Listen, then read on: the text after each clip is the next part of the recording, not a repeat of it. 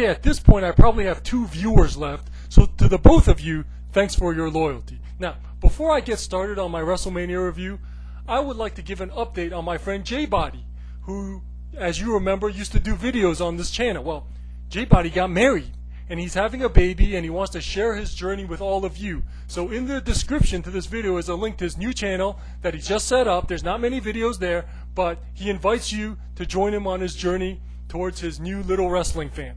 Now, on to my wrestling review.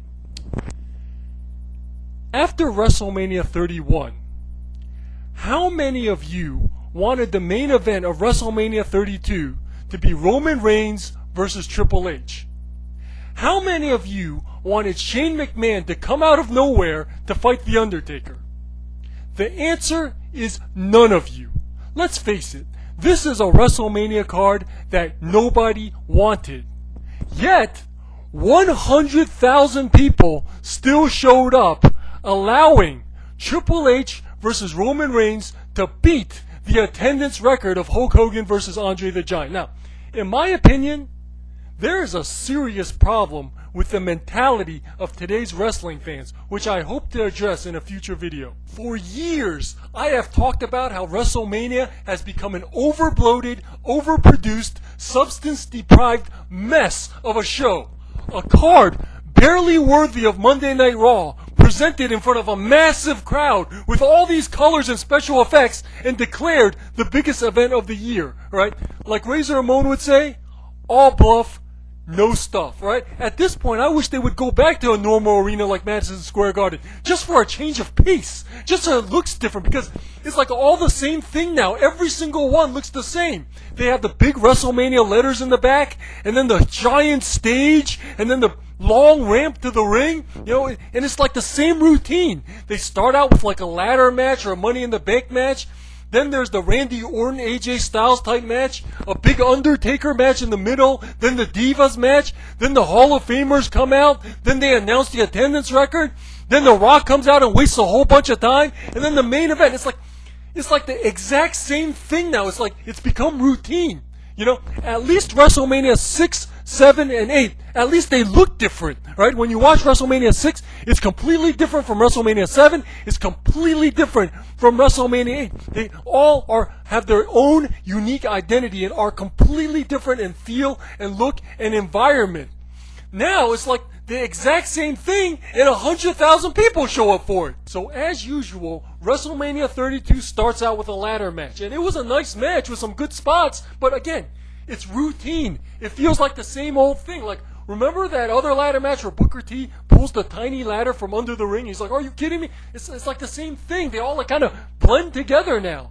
But what this particular match did confirm is that the WWE no longer cares about proper build-up. Right? I've said for years about how the WWE needs to get rid of Money in the Bank because it is killing proper build-up. You have some random guy running down to the ring, and all of a sudden he's world champion.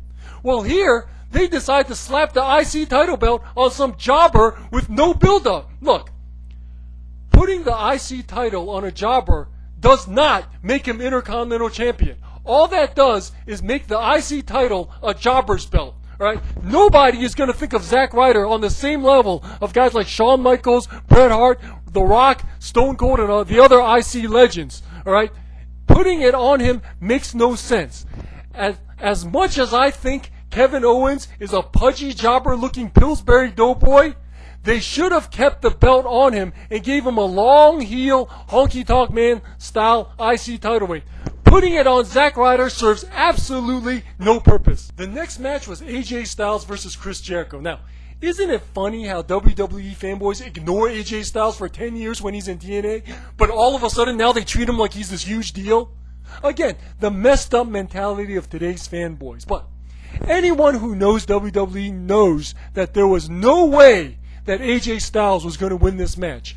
Just like there was no way that Sting, Mr. WCW, was going to beat Triple H last year, there was no way that AJ Styles, Mr. TNA, was going to beat Chris Jericho this year. The WWE likes to talk about what's best for business, but their ego still supersedes everything. The WWE creation must win. Chris Jericho must kick out of the Styles Clash and then win the match at WrestleMania. The next match was the League of Nations versus New Day. Now, can you believe that we used to have tag teams like the Hart Foundation, the Road Warriors, and the Bulldogs, and now we have New Day? These goofy guys acting like over-caffeinated 9-year-olds dancing down to the ring with glowing unicorn horns. It takes no acting skill to do that, you know? It's stupid. They deserve the beatdown that they got at the match. That's all I got to say about that. The next match was Brock Lesnar versus Dean Ambrose, and this is a match that should have never been on the card. Brock Lesnar is the guy who destroyed Super Cena at SummerSlam and then ended the Taker streak. How the hell is a jobber like Dean Ambrose supposed to stand a chance? The answer is he's not.